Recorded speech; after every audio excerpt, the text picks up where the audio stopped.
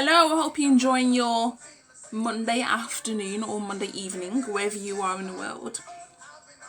Just wanted to come back on here and do another YouTube video to talk about this colorism issue. Now, I've spoken about it if you've watched my previous YouTube videos on colorism before, but I feel we keep needing to have this conversation, because if we don't keep having this conversation, then it's going to be a situation of it's going to keep happening. What we need to be doing is we need to be keeping it out there in the world, in the universe, so we can start getting positive reinforcement, such as, maybe colorism years in the future will no longer be a thing. But the only way we can do that is to have conversations, critical conversations, not just a standard conversation, but a critical conversation about what colorism is, why it continues to exist, and what can we do to break down these barriers. Now, I've written three blog posts on this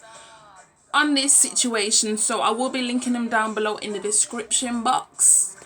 But anyway, first of all, I wanted to talk about colorism. It's not the same thing as racism, but it is a part of racism. I said this before in my other YouTube videos about colorism. I've said that it's basically racism's little sister. It is basically when you put more value on on a woman or a man who is lighter skinned than you do, and you devalue darker skinned women. Okay, so if that's how I can explain it. Now, I've been reading a lot of comments and Twitter threads on this situation, and I've noticed that there's actually dark-skinned women who believe that colorism is a myth, and that they feel because they're succeeding in their field and they're managing to navigate the world, that colorism doesn't exist, and we should stop speaking about racism. We should stop speaking about colorism because it's not affecting them. So therefore, because it doesn't affect them, one person, it means that colorism does not exist. But when you do that, you dismiss people who are having negative experiences. And this is what I'm not liking, this whole dismissiveness when it comes to colorism. No, it doesn't exist. It's just something in your imagination, despite people talking about their experiences. Now, one thing I find the most disturbing is a lot of the times we learn these colorist attitudes from our own parents. Our own parents are the same ones telling their dark-skinned children that they're giving birth to that, it would be better if they didn't spend time in the sun because you shouldn't be getting too dark, knowing full well their child is already dark-skinned, or even saying it to someone who's like my skin complexion or lighter. Don't go spend too much time in the sun because you don't want to get in dark, as if being dark-skinned is something to be ashamed of, and it's something to be repulsed by. And this is what I'm saying. If you have been indoctrinated into this way of thinking, it's going to take you years of therapy for it to come out of your mind, come out of your system. And this is why people will deny it, because they're mentally enslaved and not realizing where it's actually coming from. Your parents are the ones who were there the minute you're born in most cases, and they're the ones who are teaching you these values. I mean, if you take an example, Lil Kim came out a couple of years ago, and she said her father was the one who taught her to hate her dark skin, and her dad was just as dark as she is. So just think about it. Your dad is dark skinned, yeah? He thinks because for some reason, if you get into a relationship with a light-skinned woman, then your child, your daughter or your son will come out light-skinned. And that is the thing. Your child will not always come out how you want them to come out. So this whole stupidity of, I'm gonna get with a light-skinned woman, that will make my child come out light. No, that's not how genes work. You don't know how genes are going to work at that time. Your child could come out just as dark as you are. And how are you going to teach your child to love themselves when you don't even love yourself? You suffer from so much self-hate. It's actually ridiculous. And you seem to be under the impression that it does not matter, and it does. It really does matter, because if you're raising a child, how can you freaking raise a child if you don't love yourself? You suffer from so much self-hate and negativity, and it's like decaying who you are, your essence, and then you spread it into the child, so then that child hates themselves because you couldn't teach them how to love themselves, how to love themselves. And you don't even see a problem with it. Every freaking time, like I'm following a woman on Twitter, and she's telling me about how she went to visit her mother, and this girl is dark skinned, and her mother said, oh, she should bleach her skin. What kind of parent tells their child that they should bleach their skin? And they should go to the shop and pick up some bleaching cream. Even though I do believe that there are people who can be saved from their colourist values and their colourist views, I don't think that's the case for everybody. Some of you, I'm afraid to say, some of you need to be left. There is no point talking to you, because you're not even willing to say, you know what, you're right. My thoughts are not right. What am I going to do to change? What am I going to do to change my thought pattern? What am I going to do? Am I going to go to therapy? There's a really good Instagram page that I follow. It's called Colourism is Healing. I suggest you go follow that page. Wait, let me check.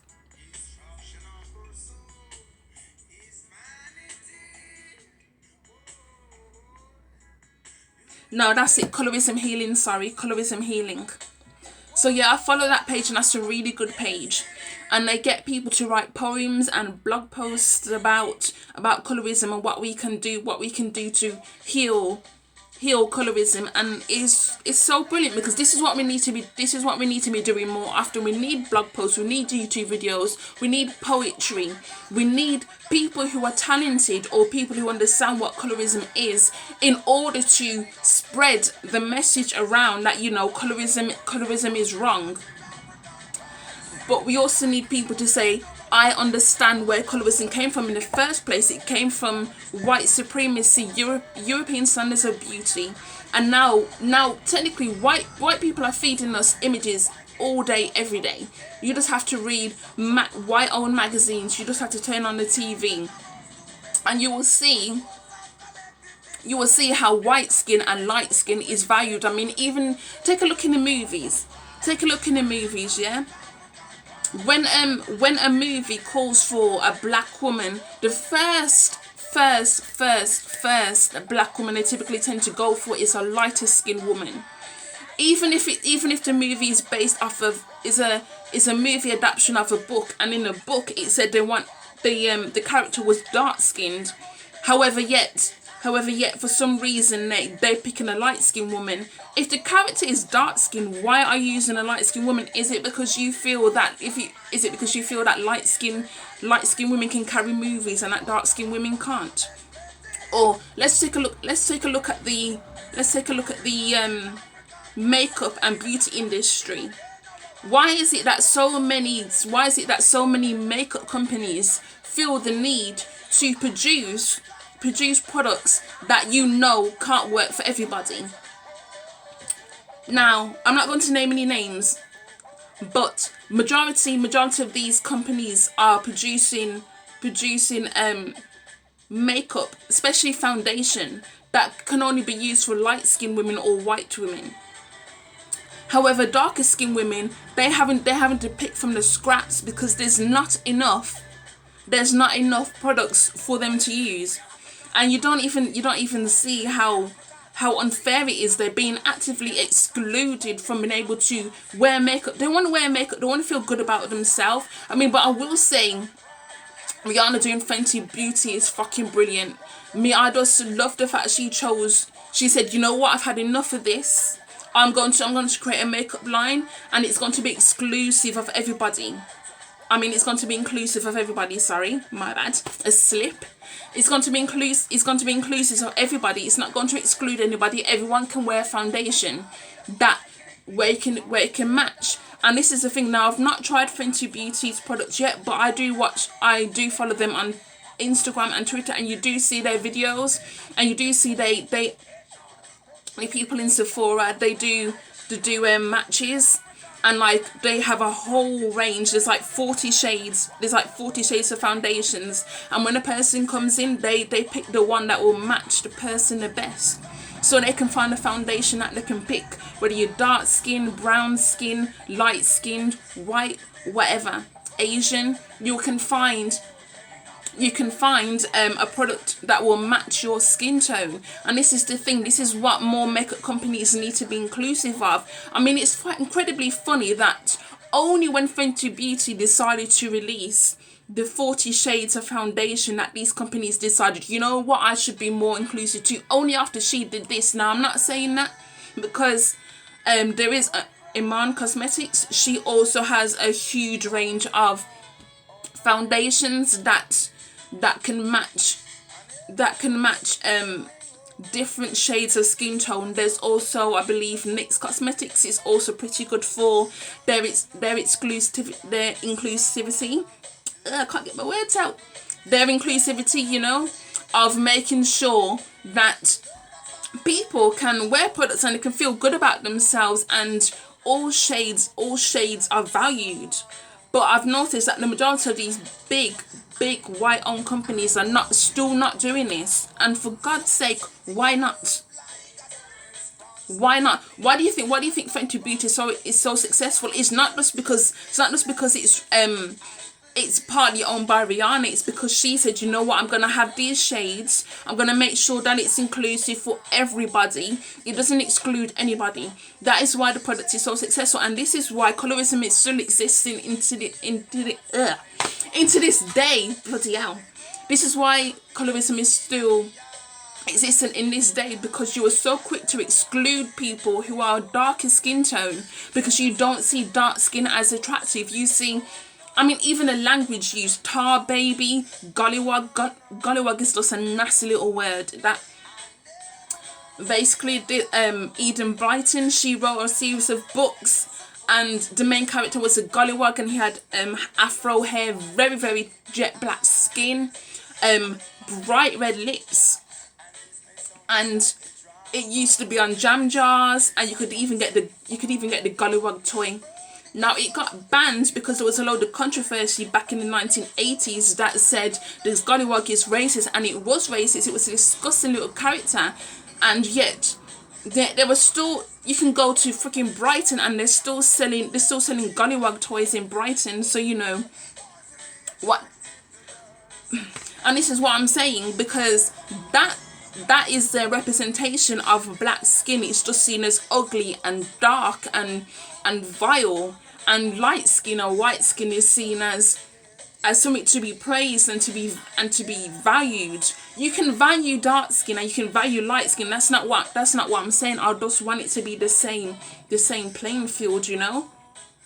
I want it to be on the same playing field. I don't want it to be a case of one shade is valued over the other. They need to be on the same playing field. Ow.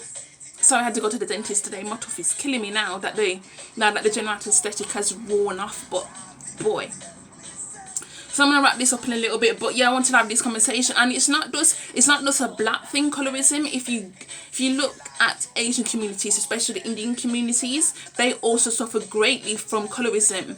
I mean, bleaching is a big thing in a lot of Asian countries. They bleach because light skin is seen as more attractive, you know. Light skin, I mean, and a lot of I don't mean to generalize, but a lot of Indian people, they tend to bleach their skin and they wear blue contact lenses because it's seen as more attractive. You know, the closer in proximity you are to white, you're seen as more attractive, and the darker skinned you are, the less attractive you are. And I think it's going to take a huge overhaul in order for colorism to no longer exist. But in order for that to achieve, every single person has to admit that if they have colorist values, you need to admit this. You also need to be more able to see that yes, there are people who suffer from colorism, and you need to allow them their space to be able to say it. We also need more TV shows. We also need more TV shows that are shown at a prime time slot, say like, 8 o'clock. Because you know a lot of people are watching TV between 7 to 9 o'clock in the evening.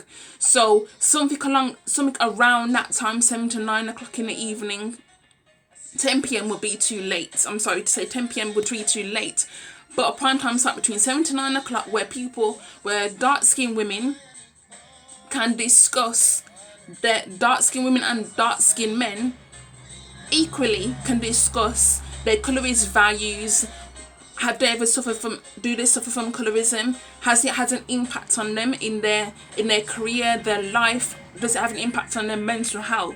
These are the kind of things we need to be doing in order to address this situation. Not being dismissive, because being dismissive helps nobody. I'm sorry to say, it helps nobody, and I'm not going to be here and mince my freaking words and say yeah, it's alright, you can have your colourist values. No, that's not the kind of person I am. I'm gonna speak out about it. I'm gonna keep speaking out about it until you get for your fixed goals, you know. And there's so many, I'm sorry to say, there's so many black men I keep coming across daily on freaking Twitter who have the most disgusting and vile things to say about dark-skinned women. I mean, there was this guy yesterday who basically said that dark-skinned women are what did he say now? He said that dark-skinned women are below par. Yeah, that's what he said. He said dark-skinned women are below par and light-skinned women are up here. And I'm like, he got dragged for filth, but it's more than just dragging. We need more education, we need more knowledge. Where did colorism start from? Because these views, I'm sure, haven't just been around since slavery days. I'm sure they've been around since before then. Maybe we just didn't know about it. Maybe it was only when the slavery happened that these thought process started being more ingrained into society. And now you see every single person who gives birth to a child, they keep spreading it, and it keeps spreading, and it's like a disease, you know. It's literally becoming an epidemic. Like, one person has these views and they teach it to someone else, and then they teach it to their children that they give birth to, and then their children teach it to their children, and they spread it around. That's how you spread it around the world, you know. So we need to be having these more open conversations.